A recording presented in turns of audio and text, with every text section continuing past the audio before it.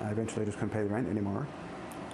The landlord was nice. He let me go a few months without paying, and then he's like, listen, he says, if you get out for it was July 2022 that I had to be out. Charles Grogan has moved between experiencing homelessness and living in low-income housing since March 2023 following unemployment due to a work-related accident. He's been living in a motel in St. Eustache, north of Montreal, through a low-income housing program.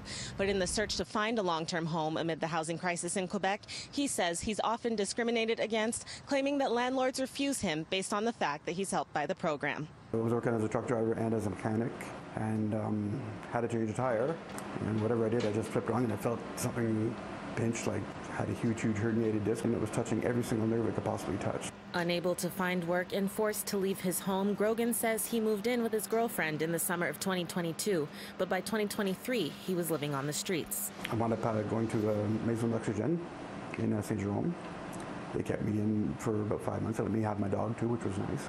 Grogan was placed in a motel in his current temporary housing location in March 2024. Starting on the 62nd day, I had to start paying a portion per week, and that winds up about $100 a week, say.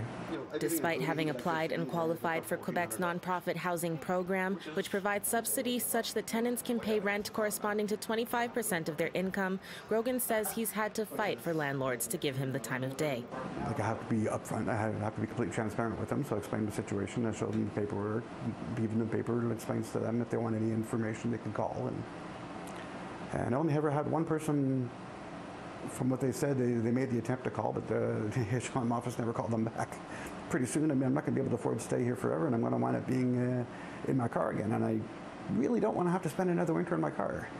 The fact that one has low income can make it totally legal for a landlord to refuse an apartment if that low income makes it impossible for them to rent. But if they're being refused strictly on the basis that it's that the landlord doesn't want to have a low-income person, but that person can actually pay thanks to their subsidies, well, that's illegal. As Grogan continues his search, he says it's his daughter and the hope that he'll soon be reunited with his 10-year-old son full-time, which keeps him going each day. He cries a lot when he's not away from me, says how much he misses me. I call him every night. You know, we get to talk for maybe 5 to 10 minutes every night just before he goes to bed, so he can know that I'm still okay. He's going to be okay, and I'm still here. I still love him and everything, you know. So they're everything for me. In Montreal, Anastasia Dextrene, City News.